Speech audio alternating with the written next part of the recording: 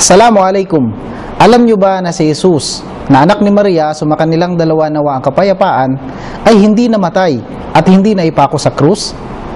Bilang pagpapasinungaling ni Allah subhanahu wa ta'ala sa paniniwala ng mga Hudyo, ay sinabi niya, wa qawlihim, inna qatalna al-Masiha Isa ibn Maryam Rasulullah, wa ma qataluhu wa ma salabuhu, walakin shubbiha lahum, wa innal ladhina ikhtalafu fihi lafi shakkin min, ma lahum bihi min ilmin illa ittiba'adh dhann, wa ma qataluhu yaqina, bal rafa'ahu Allahu ilayhi, wa kana Allahu azizan hakima. At sinabi nila, o sinabi ng mga Hudyo, tunay na napatay namin ang Masih, si Isa na anak ni Maryam, nasugo ni Allah.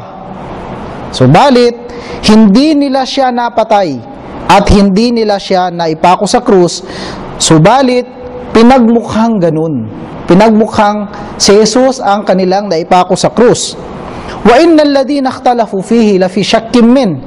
At tunay na silang mga nagtatalo-talo dito, ay silang lahat ay nasa pagdududa dito. Ma lahum bihi min ilmin.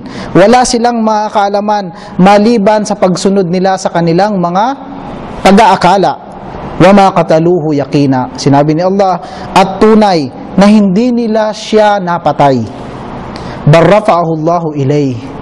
Ngunit iniangat siya ni Allah sa kanya, at tunay na si Allah subhanahu wa ta'ala ay azizan hakima. Siya ang pinakamakapangyarihan, siya ang hakim, siya ang pinakamarunong. Ang aya na ito, o di kaya ang mga aya na ito ay nagpapatunay na si Jesus na anak ni Maria, sumakanilang dalawa nawa ang kapayapaan, ay hindi pinabayaan ni Allah at hindi ginawang ni Allah subhanahu wa ta'ala na bilang bastusin na tao, at siya ay iniangat ni Allah subhanahu wa ta'ala sa kanya, at siya ngayon ay nasa ikalawang palapag ng langit, at siya ay buhay at muli siyang babalik sa kanyang ikalawang pagbabalik. At hanggang dito na lamang. Wassalamu alaikum warahmatullahi ta'ala wabarakatuh.